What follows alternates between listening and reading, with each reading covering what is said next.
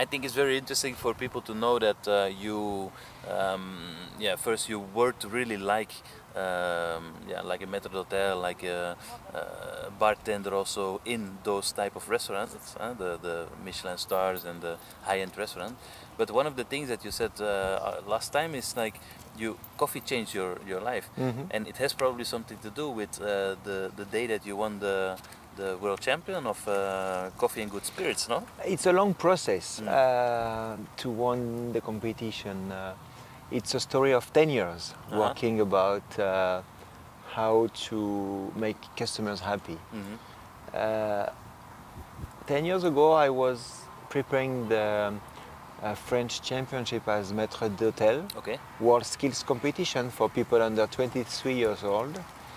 And coffee was part of the 40 steps for my competition as maître d'. And as I said, 40 steps, or 40 things that they give points? Yes, wow. yes. Okay. Fish carving, fruit carving,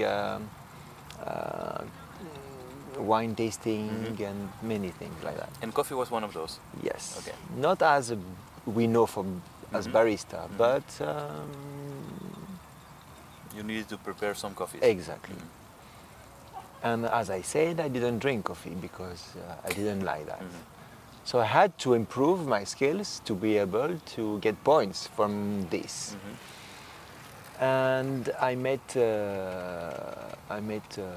Michael Macaulay, international judge for the barista competition. And he prepared me the first coffee I liked. Okay. And I why did you like it? Because it was not bitter. So I was like, I can like coffee. And I discovered also that barista, as precise as the chefs in the cuisine and as technical, and it's not like a trend, like cool, super. Not, they can be very, very deep to the quality and techniques. But they are more convivial. It's not as military as it is in the kitchen. Okay. And in one hand, it's very strict, but in another one, it's very pleasant. And it's why I wanted to know more about this, because all the baristas I've met, it was very cool, very convivial, very easy life, but not rock and roll that we don't care about anything. So that was the first experience for you with good coffee? Exactly. Okay. Yeah. And from then to wanting to know more, what's the triggers? Year after year, I developed my knowledge, how to prepare coffees and what is a good coffee. I understood that there is no one coffee in Brazil, there is no coffee in Colombia, but it's written Colombian coffee or Brazilian coffee. And at the restaurant, many of professionals have a list of coffees, and they promote the coffee as Brazil or Colombian or... Yes, but they think that it's the best way to create a coffee experience, because you give customers different kind of coffees. But this does not mean that it's a good quality.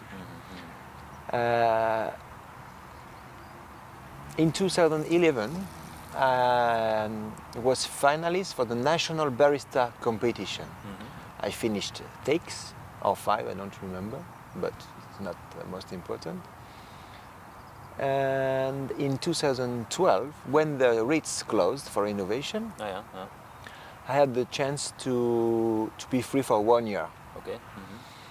And I went to Italy just to learn Italian.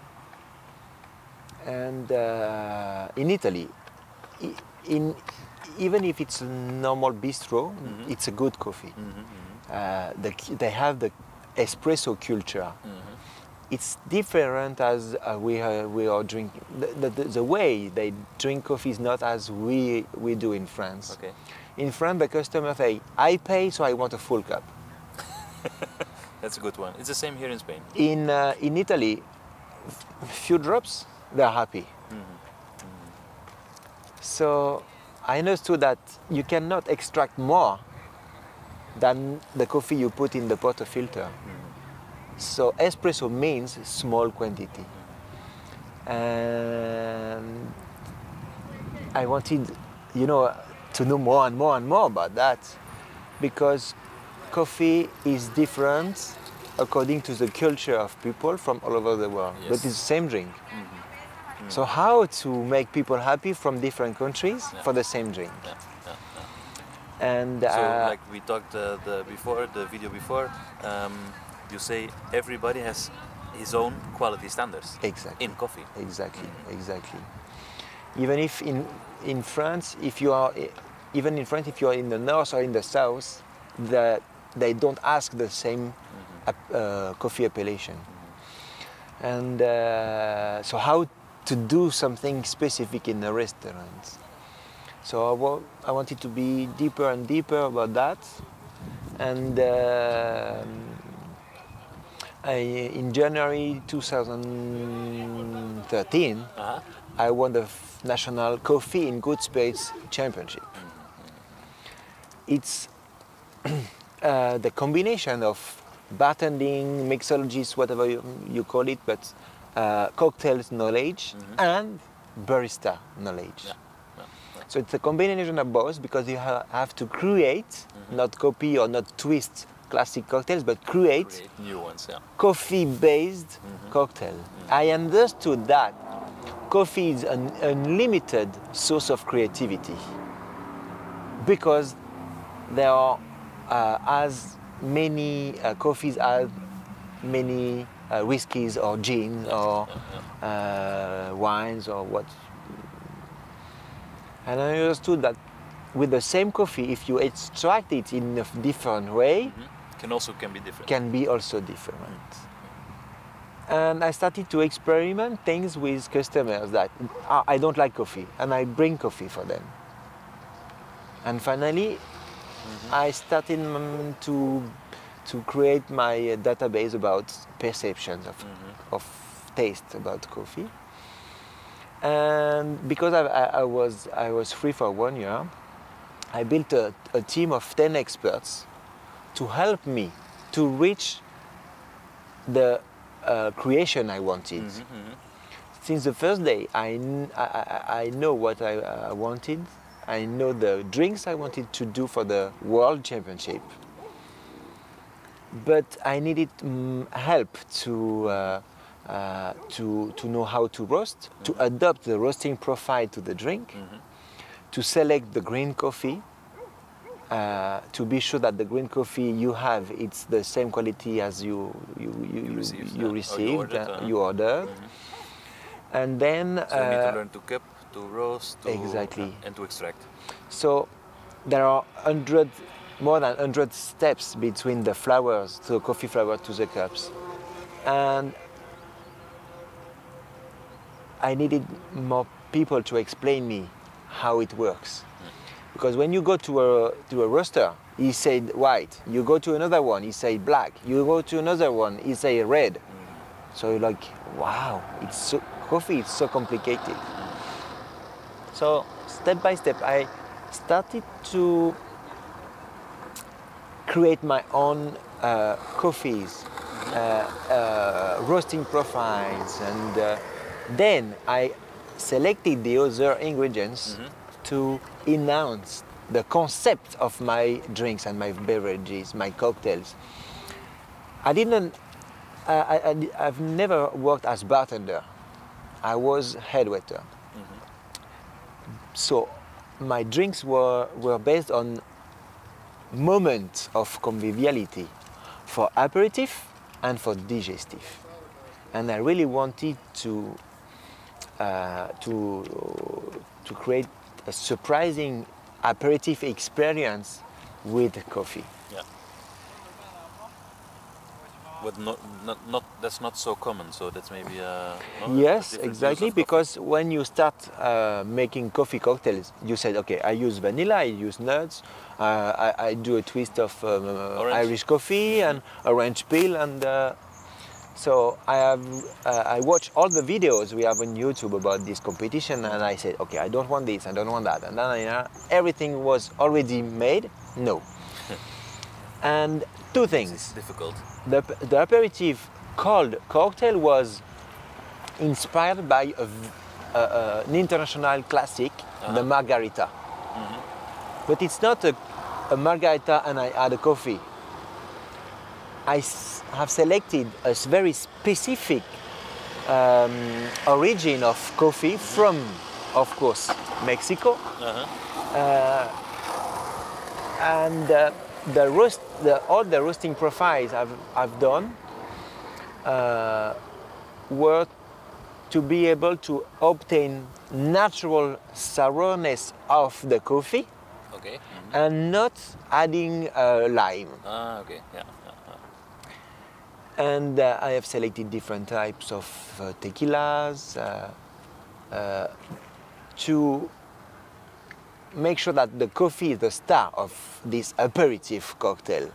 So aperitif with coffee, it's not common.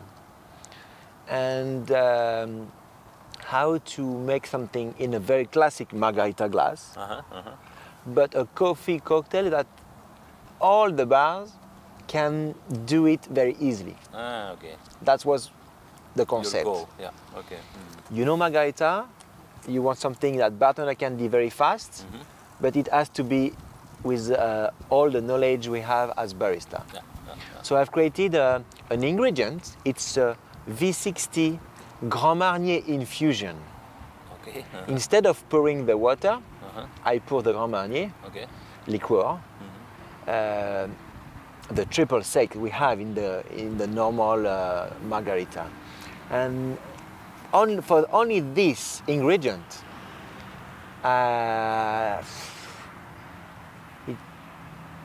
more than 100 recipes, experiences were necessary to reach what I wanted, because it was almost disgusting, not pleasant, bitter. So the opposite of my idea. Yeah. But I never stopped this idea. You knew it was possible to do it that way. Yeah. I tried with vodka, I tried with almost all the spirits. And I wrote all of the results. And finally, after weeks about just doing that, I found a way. So how much coffee you put in the filter, the course, the quantity of Grand Marnier, and how long, and blah, blah, blah, blah, blah, blah, blah. I found a way to reproduce it, also in bigger quantity, to make your own orange coffee liqueur or triple sec. That was part of the recipe. So you understand that now it's okay, it's a coffee margarita, but I started to mix the knowledge between service, bartending, and barista. Wow. So that was for the aperitif one. And the digestive one, the idea was to create a coffee ritual that can be prepared in front of customers, but head waiter, of course, or sommelier. Not the So only the imagine barista yourself at the rates in a cozy, elegant atmosphere with the soft saxophone playing, and you are at the salon very well. And now it's forbidden to smoke. And I am a non-smoker. So how to create a coffee ritual that can be pleasant for smokers and non-smokers, girls and men, to end the gastronomy experience you have. It's very pleasant to share a digestive, drinking a coffee and smoking a cigar. So even if I am a non-smoker, I understood that it's a very, very, very good pleasure for people. That it's not anymore possible, or less possible as it was. So I said, this is going to be the digestive experience. And I have created many things.